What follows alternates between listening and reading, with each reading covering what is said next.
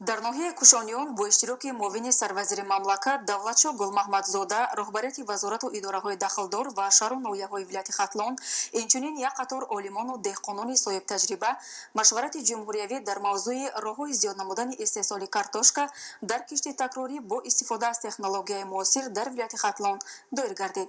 гузориши гулчеҳраи саттор.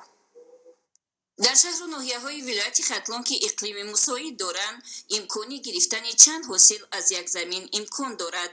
Инро ба инобат гирифта дар доираи иҷрои дастури ҳидоятҳои роҳбарияти олии давлату ҳукумати ҷумҳурии Тоҷикистон, хоҷагидорони ноҳияи кушониёни вилояти хатлон дар самти истифодаи мақсадноки замин аз таҷрибаи пешқадам ва риояи қоидаҳои агротехникӣ ба таври васеъ истифода менамояд.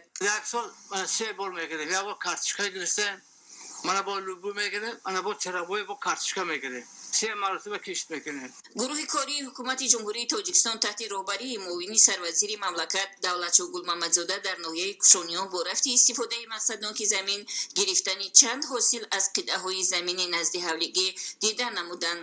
сокинони ноҳияи кушониён аз ҳосили ҷамъоваридаи қитъаҳои замини назди ҳавлигиашон истифода карда намудҳои гуногуни сабзавоту полизӣ, консерва ва хӯришу мураббоҳо омода менамоянд.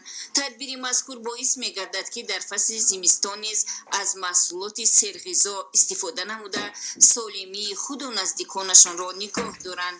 тарзи тайёр кардани шакароби мо аввал равғанро таспондем, баъд пиёзу болғорию помидору ва дигар чизои лозимиашро ба дохили шакароб гузоштем. шакароби мо 25 дақиқа меҷӯшад.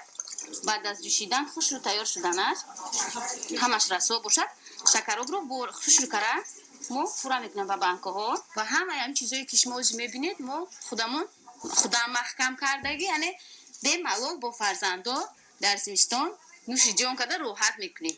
илова ба ин захираи маҳсулот боис мегардад ки дар давраи тирамоҳу зимистон низ дастархонашон аз хӯришҳои болаззат ва мураббо ғанӣ бошад.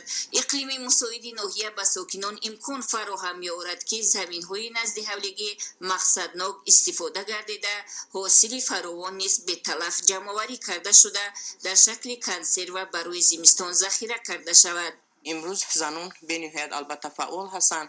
бахусус занону модарони мо имрӯз аз 300 то 400 анами хеле банкаҳоро консерва кунонида аз тамоми намудҳои мевагиҳо консерва кунонидаанд ки барои захираи дусолаи фарзандон. сипас дар ҷамоати деҳоти сарвати истиқлол бо иштироки муовини сарвазир ва масъулини ҳамаи шаҳру ноҳияҳои вилоят ва як қатор олимону деҳқонони соҳибтаҷриба семинари ҷумҳуриявӣ дар мавзӯи роҳҳои зиёд намудани истеҳсоли картошка дар кишти такрорӣ бо истифода аз технологияи муосир доир гардид. тибқи меъёрҳои физиологӣ бояд як одам 92 килограмм картошка дар як сол истеъмол кунад. ин картошкае ки ба даруни дег ворид мешавад ва барои пурра таъмин кардани аҳолии мо бо картошка аз 850 тонна 900 ҳазор тонна нею беш аз 1 миллион 300 ҳазор тонна картошка лозим аст.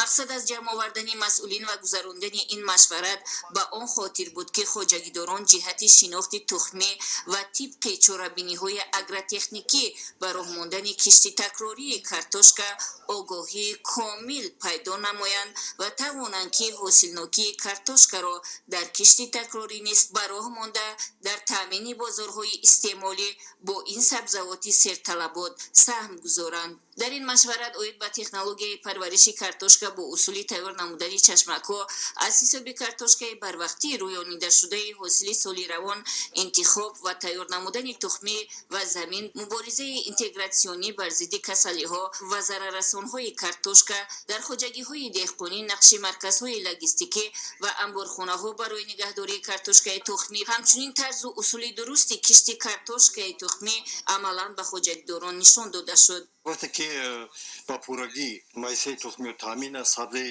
тухмиёт таъмин аст, барои кишт омода шудааст, ҳатман бо он маводҳое коркар кунем ки мо безарар бигардонем. аз маводҳои безарар гардондан ба монанди купароси мис истифода кунем. موجود بودن تکنیک‌های زمانوی و امکانیت مساعد برای دهقانان در ناحیه باعث گردیده است که همه‌ساله زمین‌های تعینات کشاورزی به طور کامل کشت کرده شوند و نشاندادهای استحصالی بلند برداشته شود. دوام سال‌های صاحب استقلالی زمین به صاحب اصلی خود رسیده، استفاده با ثمر آن شهادت می‌دهد که دهقانان با دلگرمی مهنت نموده هم سطح زندگی خود را بالا می‌بردارند و هم در تأمین بازار استعمالی با محصولات تر و تازه کشاورزی سهم می‌گذارند.